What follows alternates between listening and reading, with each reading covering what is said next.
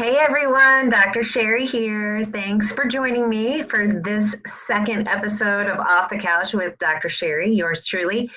As promised, today we are going to talk about great expectations and some not so great expectations that we can do to ourselves. So, in the spirit of expectations, let me set a few for this. For those of you that are joining me, this works better if you interact with me, if you can write things in the comments as you think about them while I'm talking about expectations. And if you can ask questions, that's really going to facilitate the conversation. And also, in the spirit of expectation, I wanted to let you know that it is, I don't know where you're located, but for me, it is freezing here. Well, that's relative, right? It's very, very cold and it's super windy outside. So I have two dogs. I have two hounds, Leia and Luca, and they are inside. They can only take the cold so much outside. So they're inside. So you might hear an occasional bark, or you might hear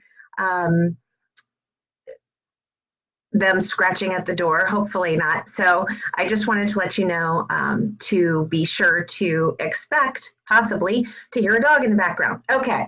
With that said, let's get started. So today what we're going to talk about is expectations, and we're going to define what an expectation is.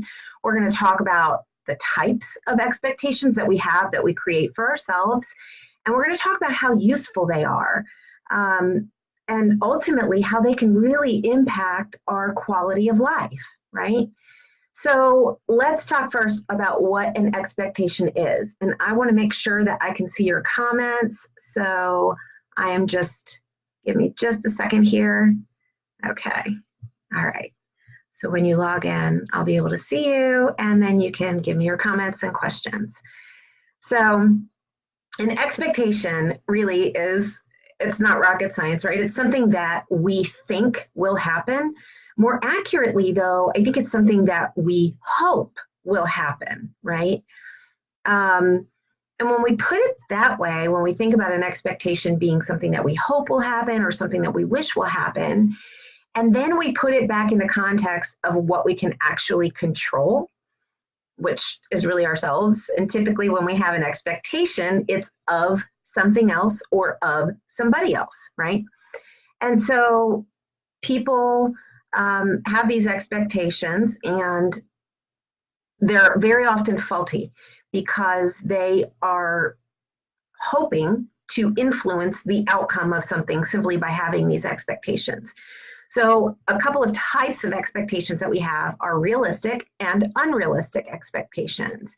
And unrealistic expectations are really the ones that most of us carry around that can determine the entire course of our day. And if you were with me on the first episode of Off the Couch, you'll know that our minds control a great deal of our realities. And so let's just use a very, very basic example. Let's say that I am leaving the house to go to work, and it usually takes me 30 minutes. So I expect that it's going to take me 30 minutes. And then I get onto 81 or whatever highway is near your home, and I run into traffic and everybody's slammed on their brakes. And maybe there's an accident, or maybe it's just congestion, right? Too many cars on the road. So I have this expectation that I was going to get to work in 30 minutes.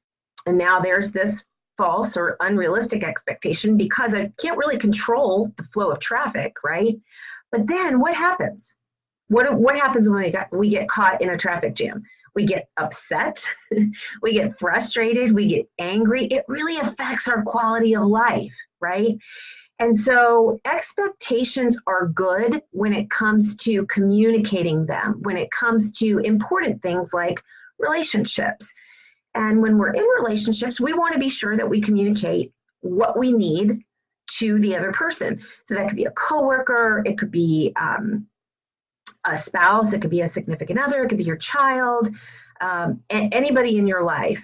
It's really up to you to make sure that you communicate what your expectations are, because people aren't mind readers, neither are you. I know a lot of us would like to be, but we're not. And people need to be able to hear from us what it is exactly that we need from them. And so when we can express our expectations in terms of a relationship in a healthy way, in a very straightforward way, in a direct way, not in a demanding way, but to say, hey, this is what I need from you. Can you do that? That's the key right there. A lot of times what we do is we say, hey, this is what I need from you. And then we expect the other person to do that, or we secretly hope that the other person will do that, right? I see a couple of you joining now. So you've missed the intro, but I can back up a little bit. We're talking about expectations and how when we have expectations in our minds that they really can rule and dictate the quality of our life. And I gave the example of expecting to get somewhere in a timely fashion and then running into a traffic jam and becoming very frustrated and angry, right? It affects the quality of our life when we have these unrealistic, faulty expectations. An expectation is a belief, essentially, the way that we practice them, the way that most of us do, myself included, is a belief that we have the ability to influence or control the outcome of something, right? So we can say, well, I really hope that this person does this, or I expect them to do X, Y, or Z. Maybe you are getting home from work and you expect your significant other to be cooking dinner, right? And you get home and they're not. Well, that expectation then produces a response. It might be angry, it might be frustration, it might be, oh, well, who cares? Dinner's not ready, I'll throw something together. But whenever we have an expectation, it typically is a hope to influence the behavior of somebody else, which we know is an impossibility. The only thing that we can do is tell other people what we need from them and then decide, here's the second part, decide what we're going to do if they do that thing that we expected, that we communicated that we expected, or if they don't do that thing. So again, the only person that we can control is ourselves. And so let's say I asked somebody to do me a favor and I said, hey, could you, when you're at Walmart today, could you pick me up some Tide laundry detergent? And I tell them, so in my mind, I'm going, well, I expect them to do that. And then they call me and they say, oh my goodness, I'm so sorry, I forgot. Now, again, the expectation is there that that would happen, but an expectation turns into a false hope, a reality to change another person's behavior.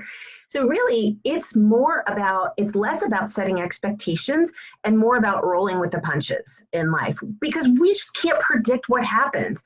I mean, yes, like I said last time, the sun's going to rise, the sun's going to set. That we cannot control, but we're pretty much promised that, right, every day. But when it comes to traffic, when it comes to situations in our homes, when it comes to situations at work and what a coworker might say to us, when it comes to us setting a meeting and somebody else not showing up on time, we simply can't control that. So we have a choice to make. We can create this expectation that so-and-so is going to be on time for the meeting. And then when they're not on time, we can decide what to do with that. Either A, I'm going to become frustrated and angry, or I'm going to let it go and figure out how to either better express my expectations or to introduce a consequence of some sort, right? We typically think of consequences when it comes to children and things like that, but consequences aren't necessarily bad. It's just what you do when something that you had hoped for doesn't happen, or something that you expressed, an expectation that you expressed doesn't happen. But we have these really, I know that it's an overused phrase, unhealthy, but they are unhealthy expectations when we are thinking that we can somehow control another person's behavior and then blame them when they don't follow through with our expectations. So it's not about letting people off the hook. It's not about being a doormat. It's not about saying what you need and then never having your needs met. It's about communicating what you need, AKA communicating an expectation, and then deciding what you're going to do if that expectation is met or isn't met. That's as simple as it is. You can decide, okay, let's talk about significant other relationships. If you think about, let's take it back. Maybe, and it really depends on your upbringing. A lot of your expectations, your beliefs, your hopes, your wishes depend on your upbringing and the examples that were set before you. So let's talk about maybe going on a first date or whatever. And maybe your expectation, if you're a woman, maybe, and this is not a generalist blanket statement, it's just an example, but maybe your expectation is that your date is going to open your door for you, right? And then if they don't open the door for you, you might be taken aback. Maybe that's something that you always saw your father do for your mother, for example. And then you don't see somebody else do that. Well, maybe they didn't have that example. And rather than writing that person off as a bad person or not the quality of relationship that you're looking for, it's up to you to open up that dialogue and say, hey, I'd really like it if you would open my door for me. That would mean a lot to me. It would show me that you respect me and that you care for me. And some people don't want that at all. So again, that wouldn't be your expectation. It's just an example. But if we don't talk about what we expect and we don't communicate that, people, they don't know. They have no way of knowing. So then it's unfair of us to get mad at them or frustrated with them when they don't follow through with something that we secretly think. So we have spoken and we have unspoken expectations. I would argue that most of us go into our relationships not talking about the things that we need. And again, I'm not just talking about significant other relationships. I'm talking about coworker relationships. I'm talking about relationships with strangers, right? We have these expectations of people and they just don't know it. But then we kind of lie to ourselves and we say, well, they should know. They should know that that's what they're supposed to do. Well, who says that they should know, right? There's a lot of things that we need to advocate for ourselves that we, in general, as people, have failed miserably at. And it's okay to advocate for yourself. It's okay to say, hey, this is what I need from you. Can you do it? And give the other person an opportunity to follow through on that expectation.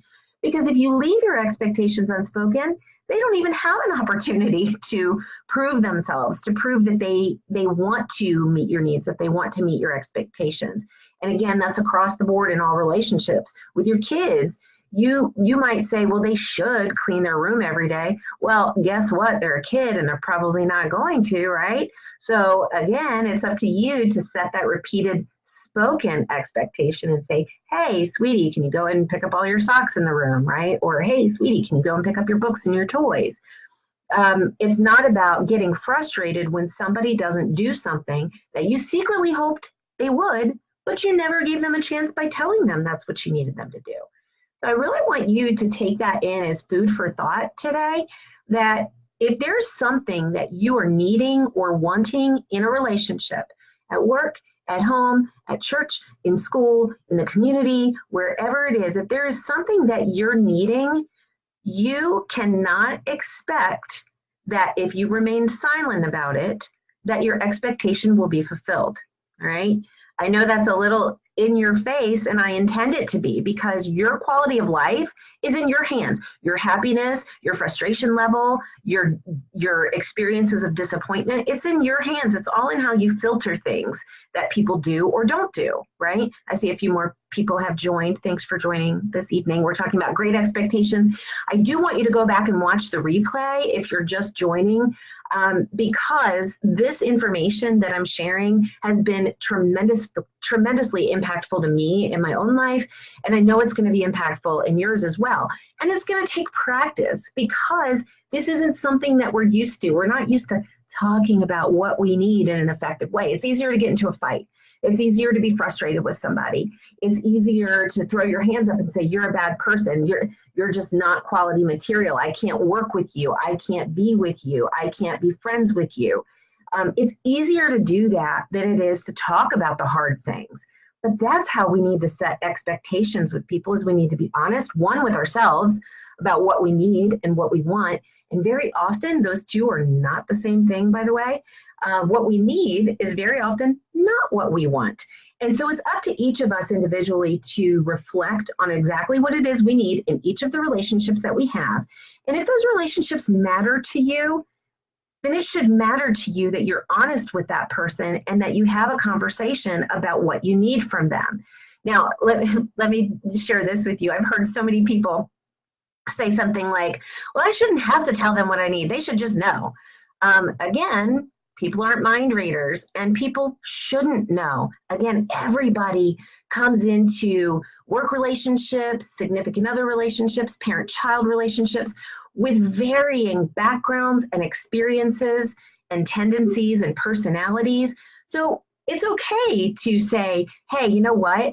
I would love it if you would compliment me every day. Then somebody might say, well, then that's just not sincere. I don't want it if I have to ask for it. Well, that's just silly. Do you want it or don't you?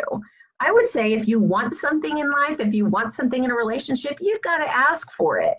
I mean, it's as simple as I was actually somewhere with my mom, and we were shopping, and we wanted to go across the street to eat. And the shop had a sign, and it said, no parking here to go across the street to eat, basically, because the parking for the restaurant was pretty limited. And so I said, well, I'm gonna go ask. I'm gonna set an expectation that I want this person because we've shopped in their store to let us park there. And so that's what I did. And guess what? She said, yeah. Now, it's not always gonna work out that way, but if I hadn't asked, if I hadn't advocated for myself, then we wouldn't have had a convenient parking space. So that's just a minimal point. But back to my point about traffic, I think, road rage, oh my goodness, I think people just lose themselves on the road in anger and frustration. And it always goes back to expectation.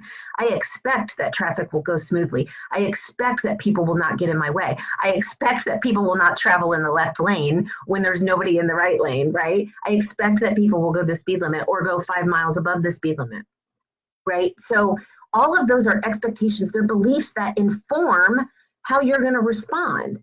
And so I would challenge you, instead of creating specific expectations, to be able to think about what you need and then be able to think about how you are going to control your response when you don't get what you need.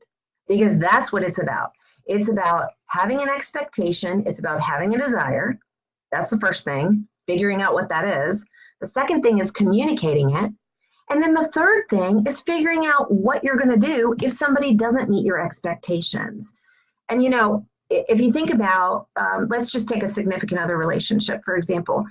If you think about somebody in a relationship and they're very unhappy in that relationship and they have an expectation and they've said, well, I've set the expectation that I want them home every night for dinner at 7 o'clock or whatever.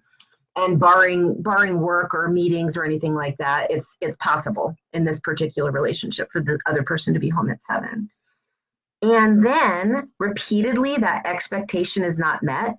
And then that person who has the expectation continues to hope for or somehow think that magically one day this is going to change, right? That's maddening.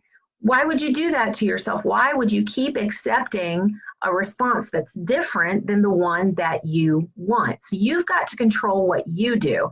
Now, that calls into question a couple of things. You've got to take a step back and you've got to say, is this really important to me, right? Number one, or is this just some dogmatic belief that I have and I don't even know why I have it, right? Thanks for joining me, everybody. I see people popping in and I'm so glad that you're here. But how we use our expectations really fuels our reality.